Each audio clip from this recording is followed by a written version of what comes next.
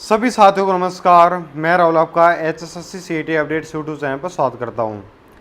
तो भी आज की वीडियो में दो टॉपिक्स के ऊपर बात करने वाले हैं और दोनों टॉपिक्स में है आपका जो टॉपिक रहने वाला है वो है रिजल्ट एंड ज्वाइनिंग।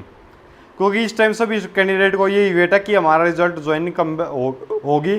कईयों के अभी एग्ज़ाम होने लग रहे हैं, तो आपका 10 तारीख का कॉमर्स का ग्रुप का एग्ज़ाम है, बाकी ऐसे ही एग्ज़ाम आपके चलते रहेंगे। स्टेनो का भी मैं बता देता हूँ, स्टेनो के सभी कैंडिडेट को बुलाया जाएगा। आपके बहुत जल्दी आपकी भी लिस्ट आने वाली है, ठीक है। बात करते हैं भाई आज की वीडियो में दो टॉपिक्स कौन कौन से हैं। एक तो भाई HSSC परमिशन के लिए दोबारा जाने वाली है इलेक्शन कमीशन में, ठीक है। तो उस रिलेटेड क्या कुछ न्यूज है, क्या इस बार परमिशन मिल जाएगी या नहीं मिल जाएगी, क्या एक बार रिजेक्ट होने के बाद दोबारा परमिशन मिल सकती है नहीं मिल सकती है, उन चीज़ों के ऊपर बात करेंगे। और दूसरा बात करने वाले हैं भाई कोर्ट की। कई कैंडिडेट कहने लग रहे हैं भाई जब कोर्ट की गाइडलाइन है तो इलेक्शन कमीशन का रोल कहाँ से आ, और कोर्ट की गाइडलाइन के तहत क्या ये भर्तियाँ नहीं करवाई जा सकती हैं, क्या हम कोर्ट में नहीं जा सकते हैं कंटेम्प्ट वगैरह केस लगाकर, क्या हम परमिशन नहीं ले सकते रिजल्ट और ज्वाइनिंग के लिए। इस चीज़ को लेकर वकीलों से ये बात हुई है, तो आपको सारी वीडियो में इन्फॉर्मेशन मिल जाएगी। वीडियो को देखने से पहले भाई एक तो चैनल को सब्सक्राइब जरूर कर लिया करो और वीडियो को लाइक और शेयर जरूर किया करो, ठीक है। बात करते हैं सबसे पहला पॉइंट, परमिशन के लिए अप्लाई कर दिया गया है। ज़्यादा बड़ी खुशखबरी इसको मत मानना, मतलब कि अप्लाई करने वाले हैं, अप्लाई अभी किया नहीं है।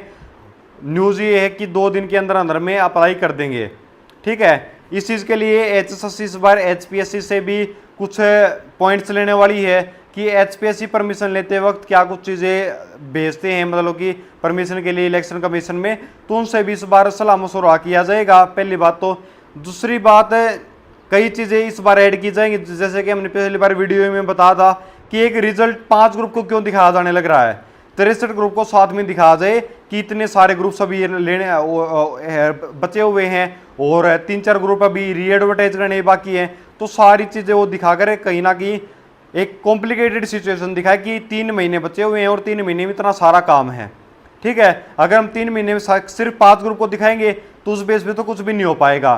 तो इस टाइप से की भी चीज़ें सुनने में आने लग रही है कि इस टाइप से की भी चीज़ें HSSC यूज़ करने वाला है। और रही बात, आप कहीं पूछेंगे कि क्या परमिशन मिल जाएगी या एक बार रिजेक्ट होने के बाद क्या दोबारा एक्सेप्ट हो सकती है नहीं हो सकती है।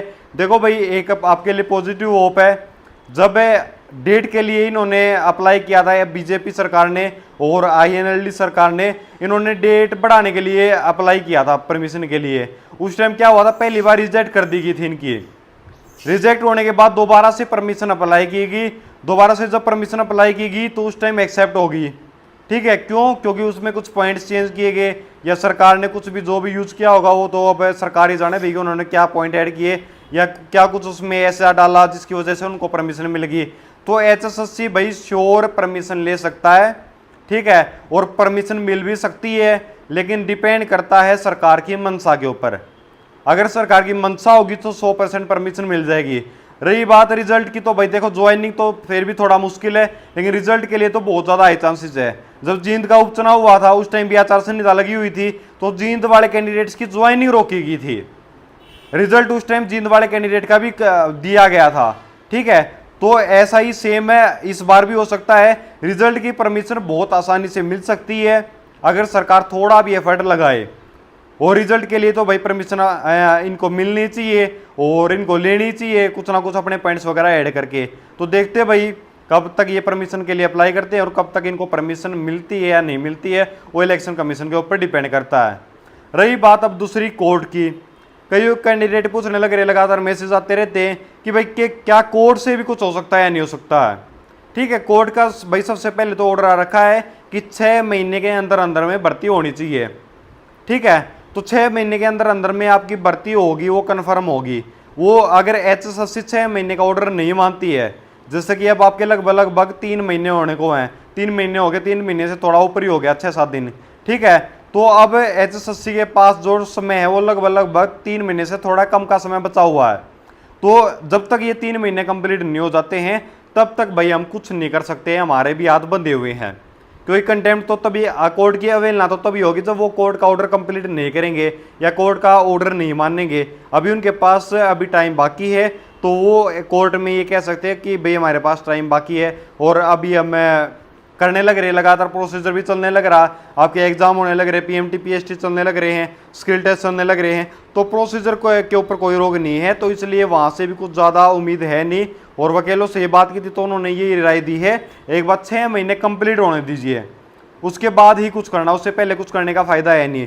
तो मैंने फिर एक और क्वेश्चन पूछा था कि कई 2-3 वैकेंसीज ऐसी है जैसे कि सैनिटरी की होगी या और भी 2-3 ग्रुप ऐसे हैं जिनकी अभी तक ये एडवर्टाइजमेंट भी नहीं निकली है, तो क्या उनके ऊपर कोर्ट में जाया जा सकता है? क्योंकि उनका तो अब टाइम कम है और इतने कम टाइम में क्या उनका प्रोसीजर कंप्लीट करवाना हासिल की बात तो है नहीं भाई, ठीक है। तो उस चीज़ के ऊपर भी उन्होंने यही राय दी है भाई, उसमें हम कुछ नहीं कह सकते कोर्ट में, क्या बताओ भाई अगले 5 दिन में भर्ती करवा दें।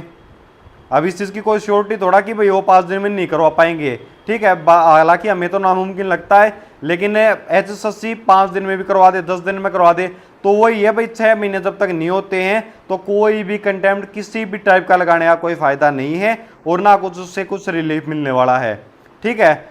ये तो रही बात कोर्ट की। 6 महीने होते ही तो भी सबसे पहले दिन जैसे 6 महीने होंगे उस टाइम में आपका उससे अगले ही दिन कंटेम्प्ट का केस लगाना है, सबसे पहले भाई हमें स्टार्ट करने वाले हैं।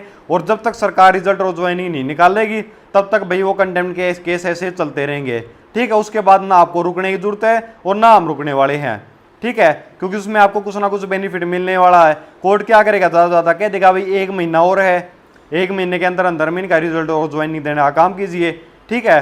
लेकिन आपको अब फिलहाल क्या करना है, फिलहाल जितने भी आपके कांग्रेस पार्टी से या किसी और पार्टी से जितने भी आपके विधायक उठने लग रहे हैं, ठीक है, MLA पद के लिए, तो उनके पास जाइए, ज़्यादा से ज़्यादा उनको ज्ञापन सौंपने का काम कीजिए, ठीक है। उनसे मिलकर उनको अपनी डिमांड बताइए क्या हमारी डिमांड है, और उनसे कहीं ना कहीं ज्ञापन में ये चीज़ लगवाई कि 1 महीने के अंदर अंदर जैसे उनकी सरकार बनती तो 1 महीने के अंदर अंदर में रिजल्ट ज्वाइनिंग वो देने का काम करेंगे।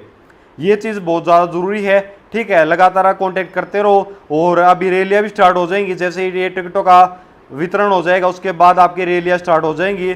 दीपेंद्र हुड्डा जी भी बहुत सारी रैलियों में आपको मिलने वाले हैं, तो अपनी अपनी डिस्ट्रिक्ट में भाई अपनी जिम्मेदारी समझ के सभी कैंडिडेट को इकट्ठा होकर उनसे मांग करनी है अपने रिजल्ट और ज्वाइनिंग के लिए, वो बहुत ज़्यादा ज़रूरी है। क्योंकि सरकार डिपेंड करता सारा सरकार के ऊपर, और अगली सरकार जो उनसे आने लग रही है, कई बार मैं नाम ले देता हूँ, कई स्टूडेंट है उस चीज़ से थोड़ा खफा हो जाते हैं, लेकिन जो भी आपको लगने लग रहा कि भी ये सरकार अगली बार आने वाली है तो उस सरकार से कोशिश करते रहो और लगातार रिक्वेस्ट करते रहो कि हमारा रिजल्ट ज्वाइनिंग देने का काम करे, और मैनिफेस्टो में भी हमारी बात को अच्छी तरीके से रखा जाए।